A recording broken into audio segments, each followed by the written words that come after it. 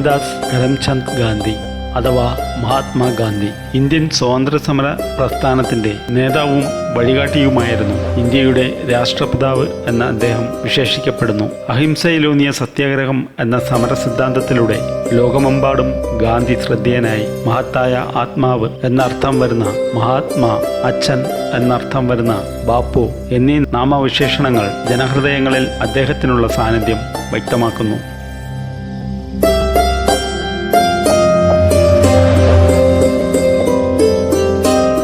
കേവലമൊരു രാഷ്ട്രീയ നേതാവ് എന്നതിനേക്കാൾ ദർശനികനായും ഗാന്ധി ലോകമെമ്പാടും അറിയപ്പെടുന്നു.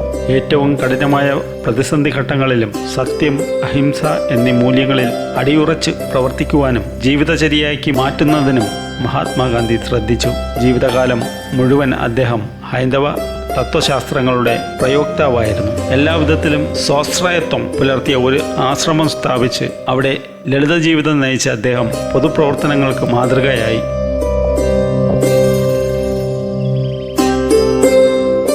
സ്വയം നൂൽനൂറ്റുണ്ടാക്കിയ വസ്ത്രം ധരിച്ചു. സസ്യാഹാരം മാത്രം ഭക്ഷിച്ചു. ഉപവാസം അഥവാ നിരാഹാരം ആത്മശുദ്ധീകരണത്തിനും പ്രതിഷേധത്തിനുമുള്ള ഉപാധിയാക്കി. ഗാന്ധിജിയുടെ ദർശനങ്ങൾ ആഗോളതലത്തിൽ ഒട്ടേറെ പൗരാവകാശ പ്രവർത്തകരെ സ്വാധീനിച്ചു. Martin Luther King, Steve Biko, Nelson Mandela, Aung San Suu Kyi എന്നിവർ ഗാന്ധിയൻ ആശയങ്ങൾ സ്വാംശീകരിച്ചവരിൽപ്പെടുന്നു. ഭാരതീയർ മഹാത്മാഗാന്ധിയെ രാഷ്ട്രപിതാവായി ആദരിക്കുന്നു. അദ്ദേഹത്തിന്റെ ജന്മദിനമായ ഒക്ടോബർ 2 ഗാന്ധി ജയന്തി എന്ന പേരിൽ ദേശീയ അവധി നൽകി ആചരിക്കുന്നു. അഹിംസാധിഷ്ഠിത സത്യാഗ്രഹം എന്ന ഗാന്ധിയൻ ആശയത്തോടുള്ള ബഹുമാനാർത്ഥം ഐക്യരാഷ്ട്രസഭ അന്നേ ദിവസം അന്താരാഷ്ട്ര അഹിംസാ ദിനമായും പ്രഖ്യാപിച്ചിട്ടുണ്ട്.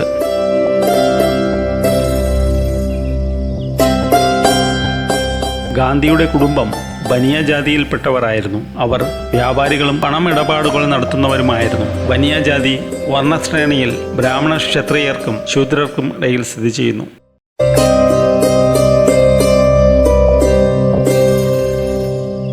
അവരുടെ സ്വദേശം ഗുജറാത്തിലെ കത്തിയവാർ പ്രദേശമായിരുന്നു. കത്തിയവാർ എന്നറിയപ്പെടുന്നത് തെക്കൻ ഗുജറാത്തിലെ 23,000-ൽ അധികം ചതുരശ്ര കിലോമീറ്റർ വിസ്തീർണം ഉള്ള ഒരു ഉപദ്വീപാണ്. ഗാന്ധിജി ജനിച്ചു വളർന്ന പോർബന്ദർ കത്തിയവാറിന്റെ തെക്കുപടിഞ്ഞാറുള്ള ഒരു നാട്ടുരാജ്യം ആയിരുന്നു. കത്തിയവാറിലെ 74 നാട്ടുരാജ്യങ്ങളിൽ ഒന്നായിരുന്നു അത്.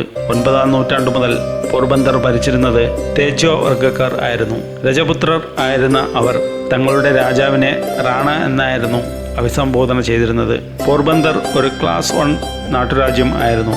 അതായത് പോർബന്ദറിലെ നയതന്ത്രത്തിൽ രാജാവിന് പൂർണ്ണ അധികാരം ഉണ്ടായിരുന്നു.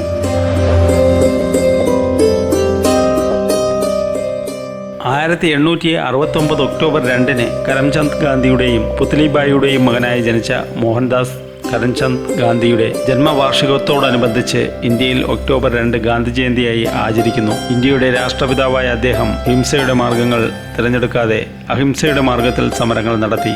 ഐക്യരാഷ്ട്രസഭ ഇതേ ദിവസം അന്താരാഷ്ട്ര അഹിംസാ ദിനമായി ആചരിക്കുന്നു. ഇത് ഇന്ത്യയിലെ 3 ദേശീയ അവധി ദിനങ്ങളിൽ ഒന്നാണ്. ഇന്ത്യയിലുടനീളം പ്രാർത്ഥനാ സേവനങ്ങളും ആദരാഞ്ജലികളും ഗാന്ധി ജയന്തിയെ അടയാളപ്പെടുത്തുന്നു.